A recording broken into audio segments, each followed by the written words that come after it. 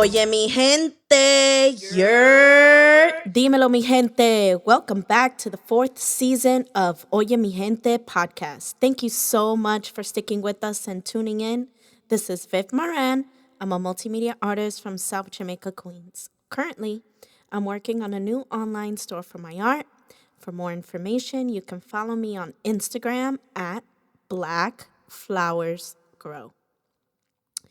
For this episode, I want to do something different. Instead of our daily affirmation, I'm going to share a quote on vulnerability and being shame resilient by Brene Brown.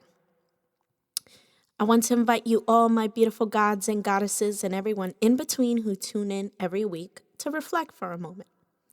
And if this is your first time listening, welcome. I invite you to join in as well. True belonging only happens when we present our authentic, imperfect selves to the world. Our sense of belonging can never be greater than our level of self-acceptance. Now that we have charged our inner spirit crystals, let's get into today's topic. Live with purpose. Last month, I downloaded Audible. I was pretty much searching for a new way to enjoy my commute from home to work, and vice versa. Audible offers you a free download. The hardest part is choosing what book I should listen to first. My therapist suggested Brene Brown. My writer friends rave about her all the time, so I decided to give it a go. So I chose Daring Greatly. How the courage to be vulnerable transforms the way we live, love, parent, and lead. If you've been riding with me through my podcast journey, you've noticed how it has changed. I started incorporating affirmations, breathing exercises, and questions that provoke thought and reflection. Everything I learned from my therapy sessions, I try my best to incorporate in my daily life.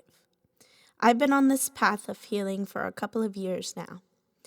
You have also heard about the things that I have trouble with, like living with Bipolar 2 and how it affects my daily life, my trauma, and my search for purpose.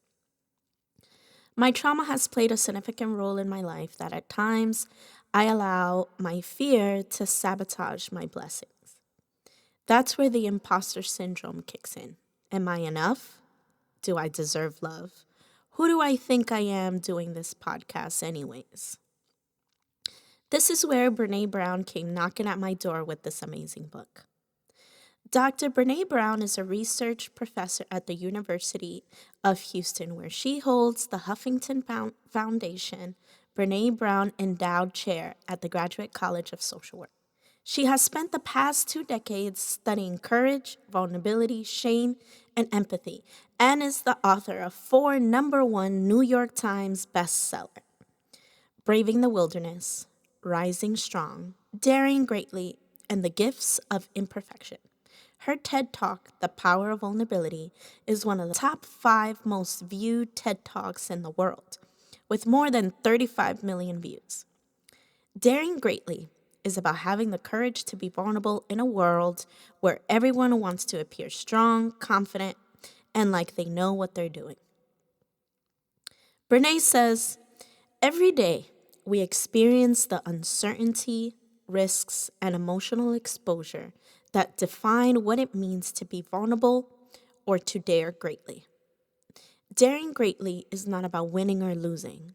It's about courage.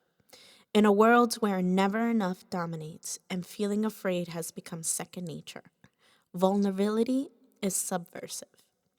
This book really opened my eyes to an entirely new way to approach shame, vulnerability, and anxiety.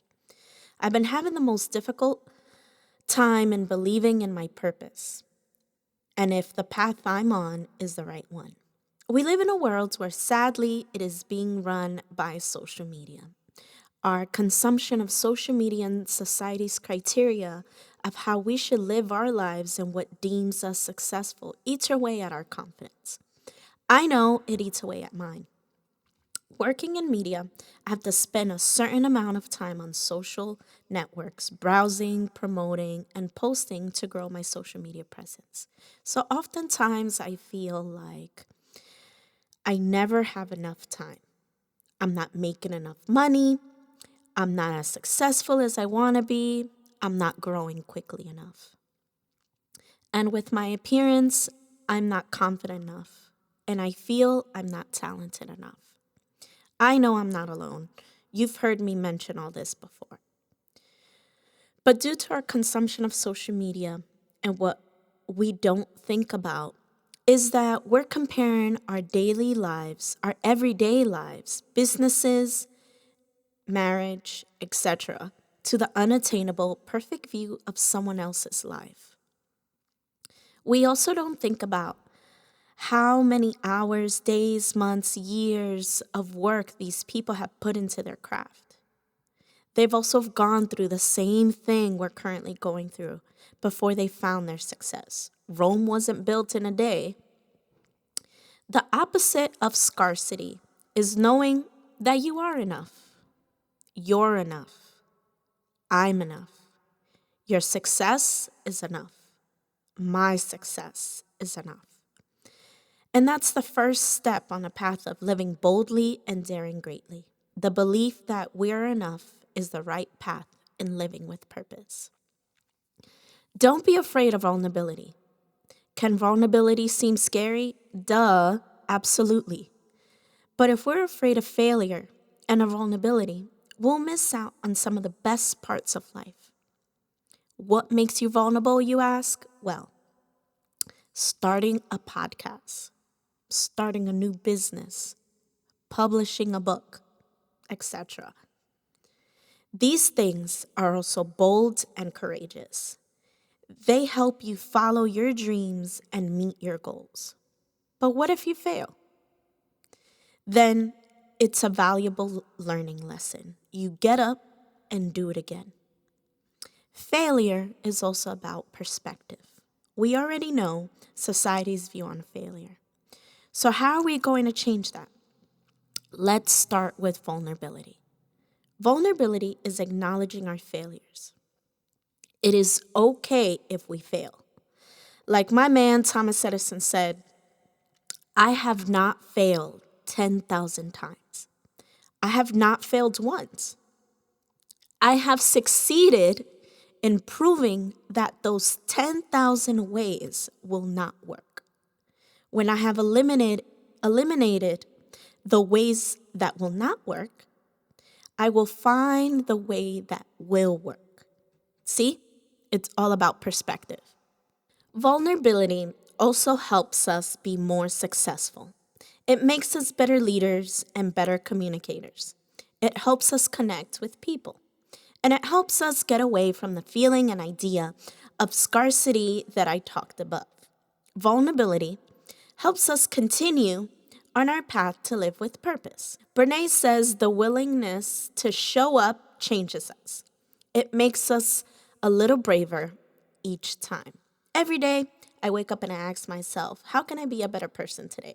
What can I do so I can continue to live with purpose? Let me tell you about this experience that I had with a customer at Starbucks. Season 2 and 3 were recorded while I lived in Newark. If you're familiar with Newark, then you know that, like New York, Newark has a rich culture of art and music, but also has a lot of homeless people and addicts. During one of my shifts, Dennis and his wife Desiree walk in. They're both regulars. Both are also addicts. I greet them and ask them about their day, like I would do any paying customer, and proceed to ring up their usual, a free Trenta cup of ice. Both smile and say thank you. I make sure to tell them to have a great day. Desiree looks at me and asks my name. I reply with a smile, "Oh, it's Vivian," she says. "Thank you so much, Vivian." To which I reply, "Oh, no worries. It's just a cup of ice." And she says, "No, thank you for treating me like a human being." I felt my eyes starting to water. I had to walk to the back and collect myself. The whole experience changed the way I spoke to customers that day.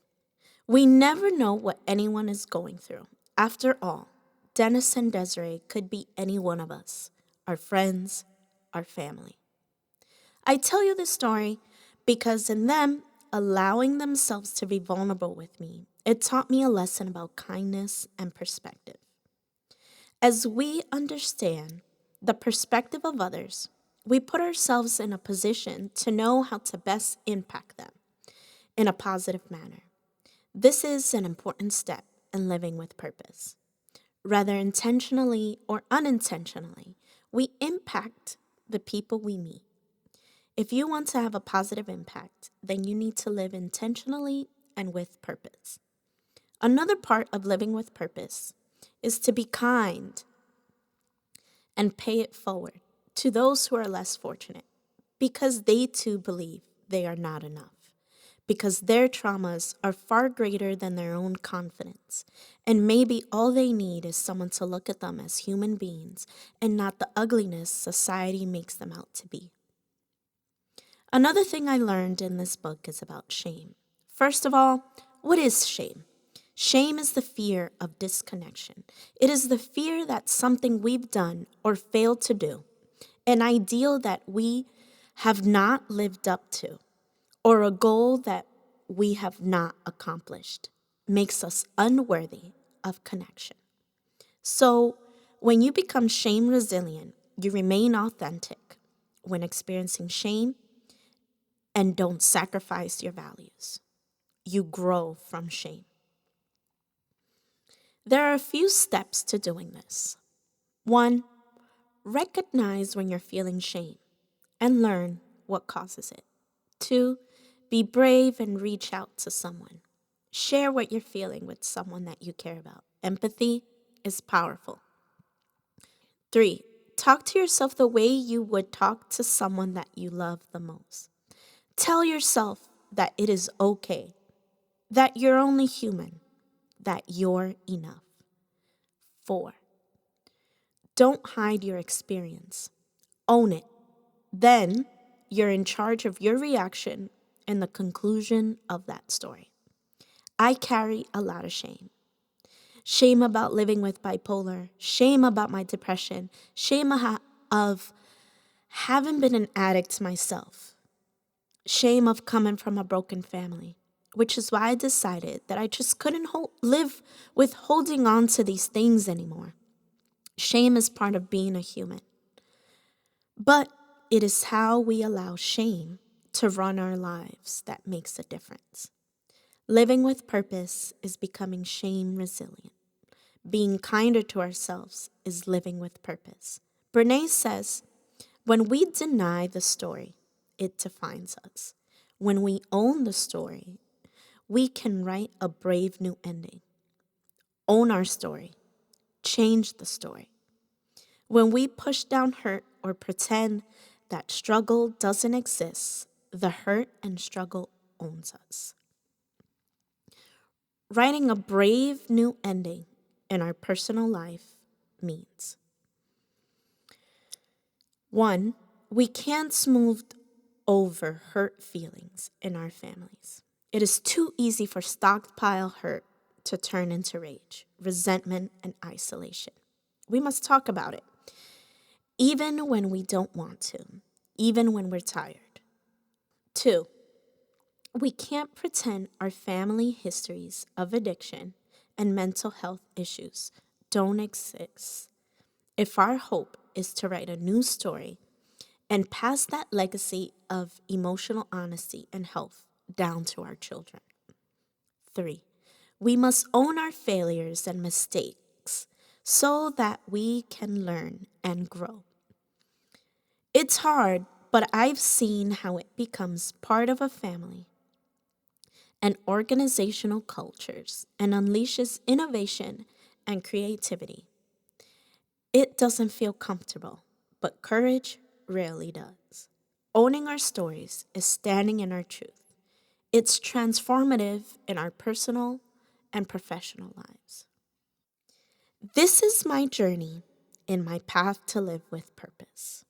It has given me great pleasure to share it all with you. Thank you so much for listening. Bueno, that's it for this week's episode. Remember to follow us at Oye Mi Gente Podcasts on Instagram.